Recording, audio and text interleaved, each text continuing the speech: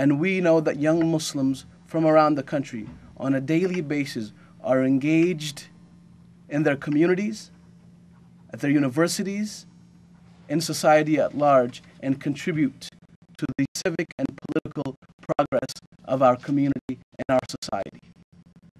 So once again, we want to highlight the role that this case plays in the strong relationship that must exist between law enforcement and Muslim American community organizations. Thank you.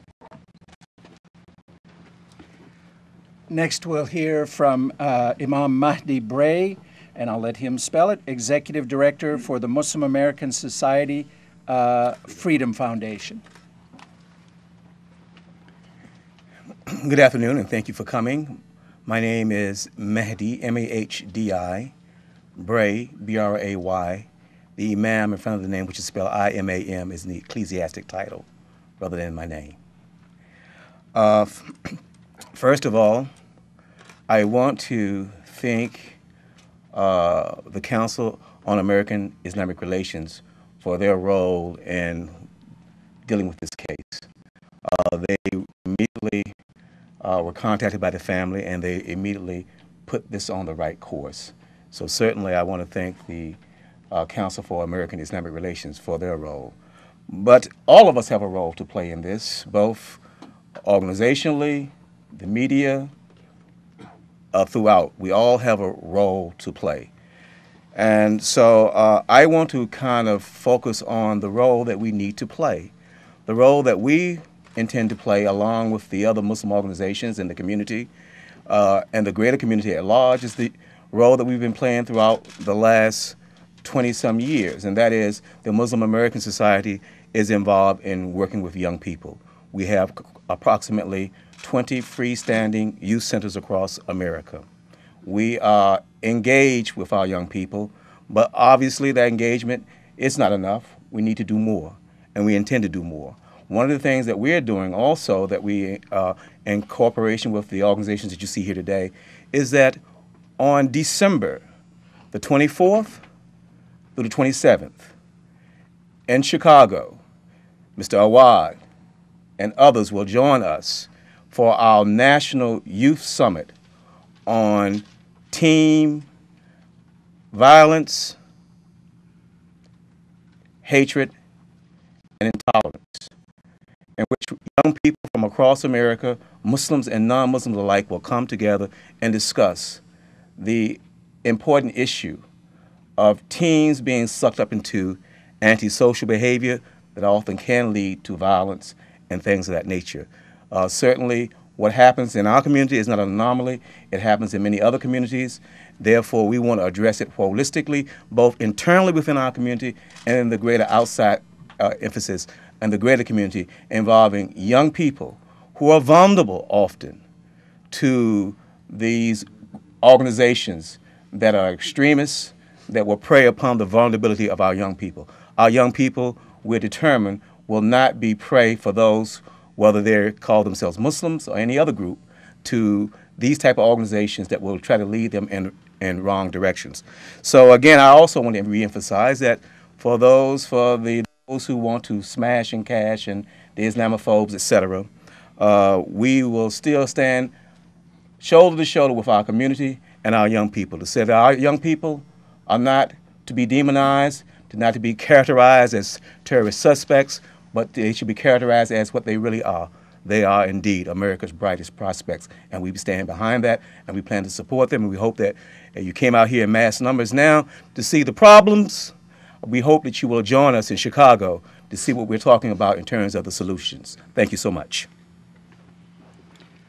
Next, we'll hear from Imam Johari Abdul Malik with the Coordinating Council of Muslim Organizations of the Greater Washington, D.C. area.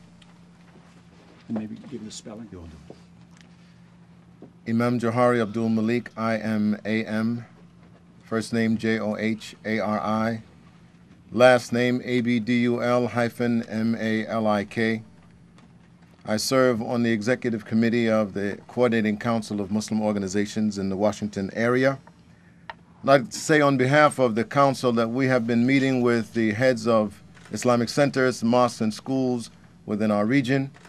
We have shared with them advisory notices with regard to these events as they unfold, that we have been working diligently with the FBI, and they have been conducting with our coordination a number of investigations and interviews. I want to applaud first and foremost again the family for coming forward, for reaching out to their mosque leadership, and then bringing in the national leadership of CAIR and others to be able to get to the bottom of this. I think we really have a great success that has come out of this tragedy, and that is as a result of our coordinated and cooperative engagement that these young people are no longer at large. Can feel hopeful that whatever was going to happen, which we don't know what it was, that we can rest assured that at least these young people hopefully will soon be back in the United States. I also have to add that, as you know, one of these students was a college student at Howard University. And it is the university that has already been engaging and communicating with its student population, the Muslim student body, to help them work their way through this tragedy. Although these young people were active in the masjid, from all of our interviews, there's been no sign that they were in any way outwardly radicalized. That as far as any of the youth leaders or the masjid leadership has been concerned, that there haven't been any reports that there was anything outwardly suspicious in their behavior. Although these young people weren't at my mosque, we are in communication with the youth directors of the other centers and feel that, as Mahdi Bray was saying, that there obviously has to be more that we need to do.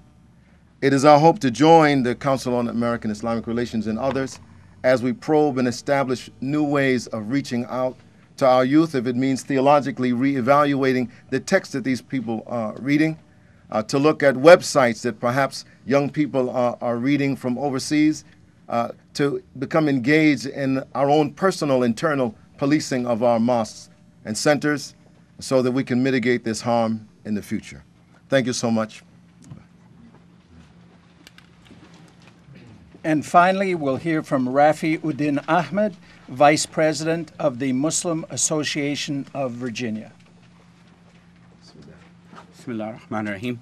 My name is Rafi Uddin Ahmed. Spelling is R-A-F-I. That's first name. Middle name is U-D-D-I-N. And last name is Ahmed, A-H-M-E-D.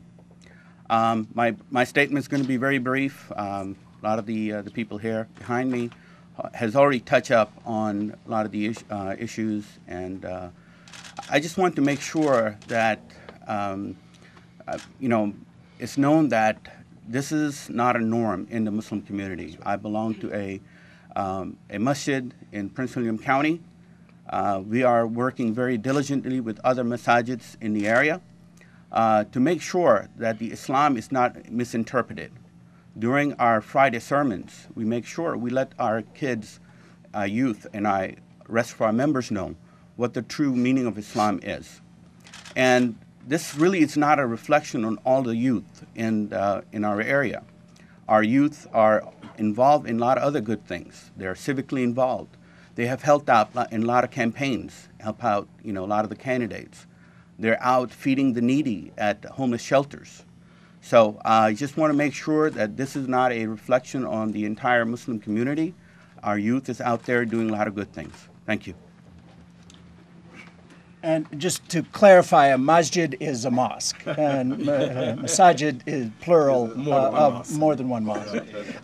We'll take a limited number of questions because there's so many people, and again, recognizing we have to be intentionally vague, so we really can't get into the details of names, addresses, place, those kinds of things, just for confidentiality. First of all, because the families come to us, and anybody in the future who comes to us needs to know that we'll maintain confidentiality, even though anything that is told to us and that is given to law enforcement, that's not an issue. But in terms of public revelation of facts, we have to be very general in terms of that, and we don't want to compromise any ongoing investigation that that the FBI is conducting. You had your